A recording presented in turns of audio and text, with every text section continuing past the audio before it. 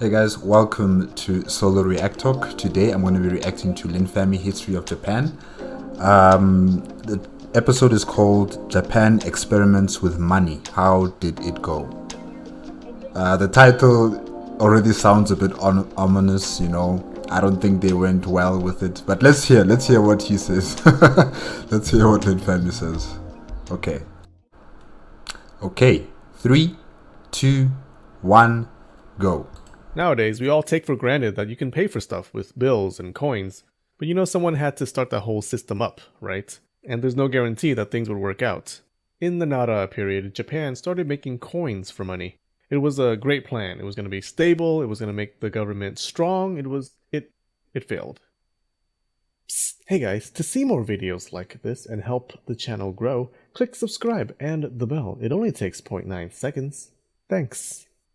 The next time you're at a cash-only Asian restaurant, frantically digging into your wallet while muttering something about dirty tax dodgers, remember that paper and coin money was an outstanding, tremendous idea back in the day, even though it's a pain in the ass now. Also remember that this is how we Asians take over America. You white people may as well give up now. You had a good run. Let us take over and we'll do math and stuff. Around the Nara time period, people were mainly using rice and fabrics as currency. They used other things too, but rice and fabric were the most popular. Those had problems though. Rice took up a lot of space. It could mold, rodents liked to eat it, and you couldn't store it for long, so you had to spend your rice quickly. Saving piles of rice for retirement wasn't an option. Now fabric was pretty good, actually, but it could rip and get stained and get eaten by bugs. But the main reasons the Japanese imperial court decided to mint coins was not because of those issues. The nobles and courts wanted to conserve valuable goods instead of having people use them for currency.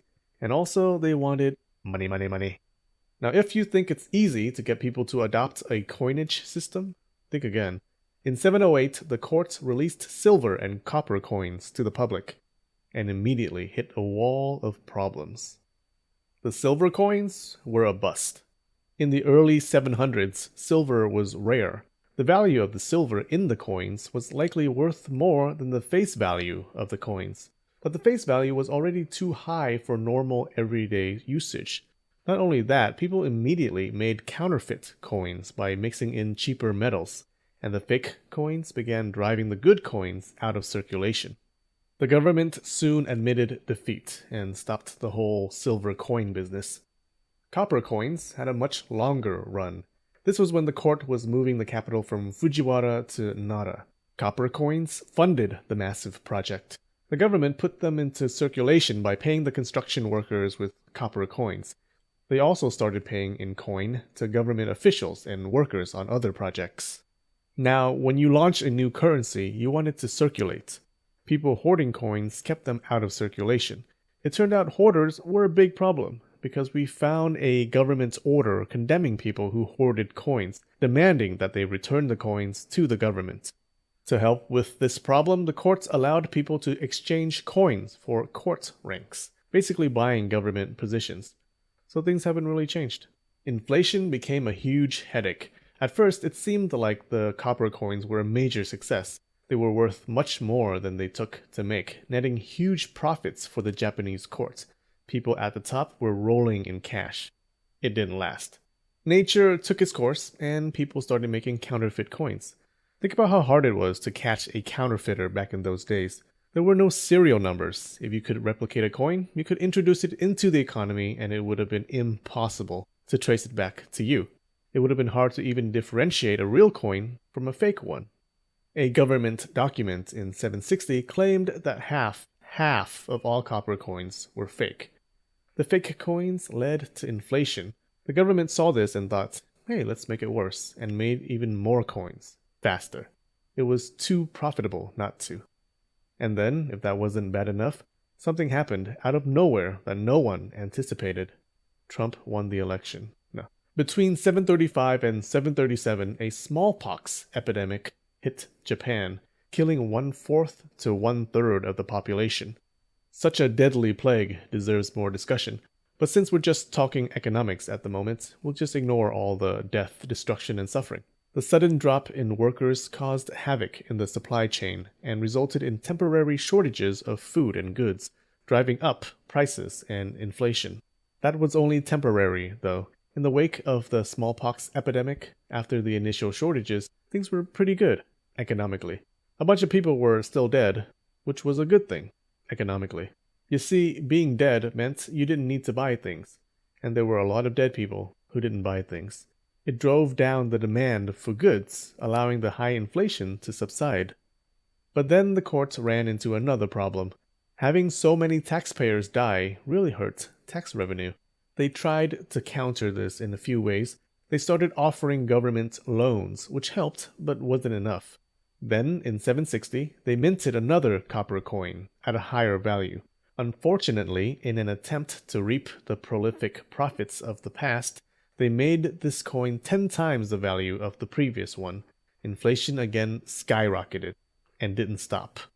Over the next 2 centuries, they kept minting different coins at higher and higher values. The coins kept getting smaller and contained lesser amounts of copper. It was a mess. In the 900s, the courts finally said, "We give up," and stopped the coinage effort. The government began paying in commodities again, like rice. There were other factors that led to this, of course, but the mess they had with coins was a big factor. And so, the great Nara money experiment failed. Japan didn't use coins again until much later. Now, just because they had to stop making coins doesn't mean the whole endeavor was a waste. In fact, it was extremely profitable for the aristocracy in the Nara period. It swelled the imperial courts' wealth and funded many government projects, including the Nara capital itself. So if you look at it from the perspective of the people at the top, the whole thing turned out pretty well. Hey guys, thanks for watching. If you like what I do and you want to support the channel, click on my Patreon link in the description and consider becoming a patron. If each subscriber donates just $1 or $2 a month, we can keep this channel going indefinitely. Help me not starve. This video is actually made possible by the patrons. One of our goals was for a subscription to JSTOR, and the info for this video was from an article on JSTOR. So thank you guys. Love ya. Money, money, money, money. Money, money, money, money, money. Money, money, money, money, money. Yeah.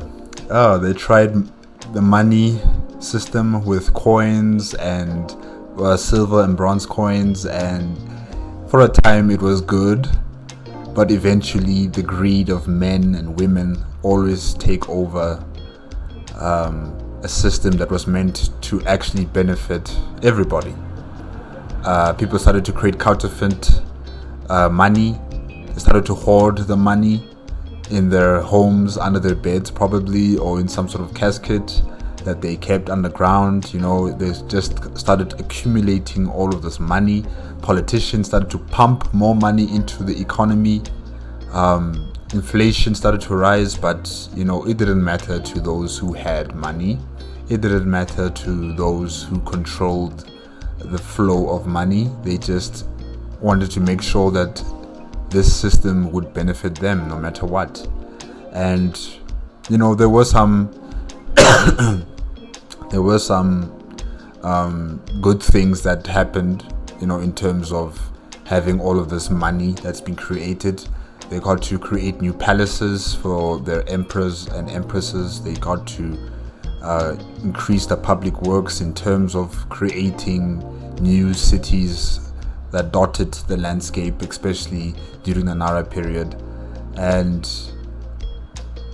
I think maybe the bad outweighs the good in terms of them introducing and experimenting with money. But you know, you live and you learn. You won't get it right the first time. You won't get it right the second time sometimes. And sometimes you won't get it right the third time, but it grows over time. It grows over time, and eventually you master the skill. Yeah. And it's quite interesting to see that, you know, they had a system of bartering where they used rice and where they used I think it was silk. Yeah. And silk and rice can be eaten by insects. Rice has a limited expiry date. It can mold and decay over time. So it is quite interesting that they tried to move to this new system. I'm wondering whether the Japanese government exported that kind of idea from either China during that time or the Koreans, or did they just decide themselves that, okay, let's try something that's far more durable, far more long lasting than using rice and silk as a form of bartering between our people, and also paying for services. So yeah, I'm just wondering whether they incorporated this idea because of it being active on the mainland, China, the Chinese mainland, or the Korean peninsula, or wherever else. I'm not sure, but I'm just wondering whether they got that idea from someone else before they did it, or did they do it themselves? Yeah. Okay guys, that's it. If you liked the video, please give me a like, comment, and subscribe to my channel. Click on the notification bell if you want to be up to date with my latest videos, and I will see you later. Next week, Tuesday. Money, money, money, money. Money.